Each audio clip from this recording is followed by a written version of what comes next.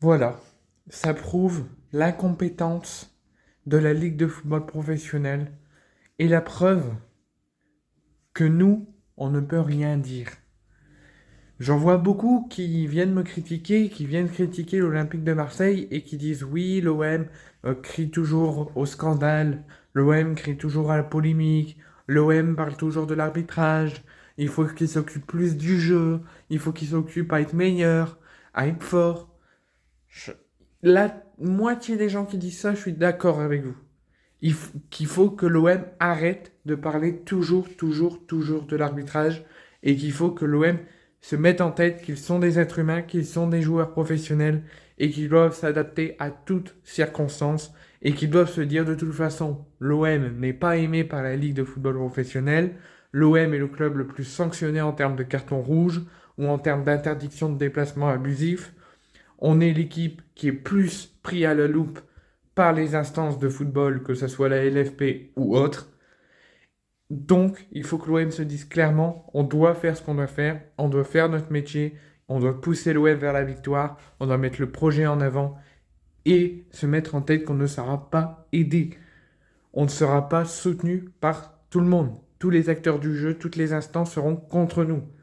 On doit mettre les polémiques de côté, on doit faire notre match, être meilleur et réaliser nos objectifs sans penser aux polémiques et sans penser à l'aide que les joueurs, je crois qu'ils espèrent que ça change, mais qu'on sait très bien que ça ne changera jamais. La preuve avec ces sanctions suivantes, avec la sanction de Pablo Longoria et la sanction de Fabrizio Ravanelli, je ne comprends pas la sanction de Fabrizio Ravanelli, qui a pris certes pas beaucoup de matchs, mais qui en a pris 3 quand même. 3 matchs fermes sans sursis. 3 matchs fermes et ça sera fini, il les aura purgés. Mais 3 matchs fermes juste parce que il a dit à 2 reprises à l'arbitre face à lui et au micro de Dazen que Jérémy Stinat avait fait un mauvais match. Il a juste dit ça. Il a juste dit, monsieur Jérémy Stinat n'a pas été bon et a fait un mauvais match. Il a juste dit ça. Et en fait, on doit fermer notre gueule. On n'a pas le droit de donner notre avis sur la performance de l'arbitre. Il a pris 3 matchs. Certes, c'est moins violent et c'est moins polémiqueux, j'ai l'impression que je vois ces derniers jours, que Pablo Longoria, parce que Pablo Longoria lui a craqué et a dit plus de choses. Mais Jérémy Stinat, il a juste dit, Ravanelli, il a juste dit, monsieur Jérémy Stinat a fait un mauvais match et un mauvais arbitrage. C'est tout. Il n'a pas dit d'insulte, il n'a pas été véhément, il n'a pas dit d'injure. Il a juste donné son avis sur la performance de l'arbitre contre l'Auxerre.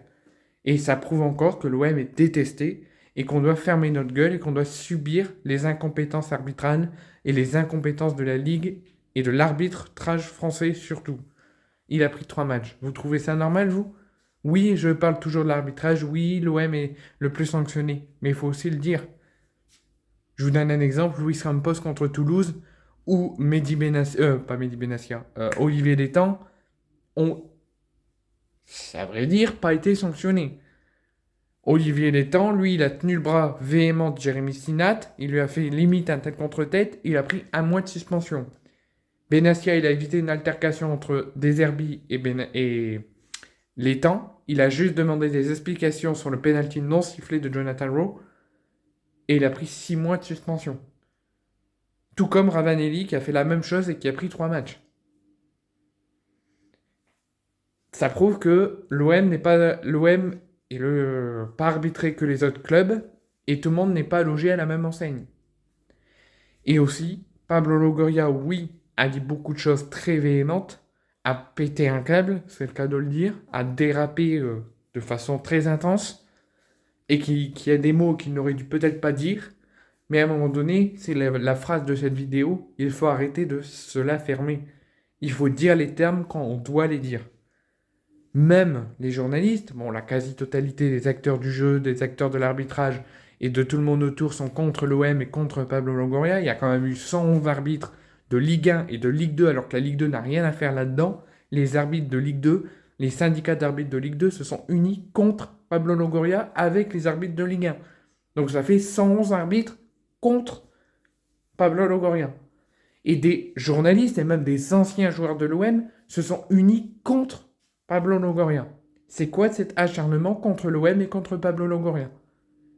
Alors que d'autres changent leur version, comme Antoine Koumboiré, le coach de Nantes, qu'on reçoit dimanche, qui avant avait dit des choses quasiment similaires à ce que Pablo Longoria a dit contre les arbitres.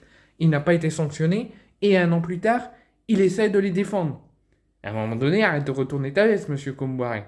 Soit tu es contre les arbitres, soit tu veux qu'on les respecte et que tu t'unis pour qu'on les respecte.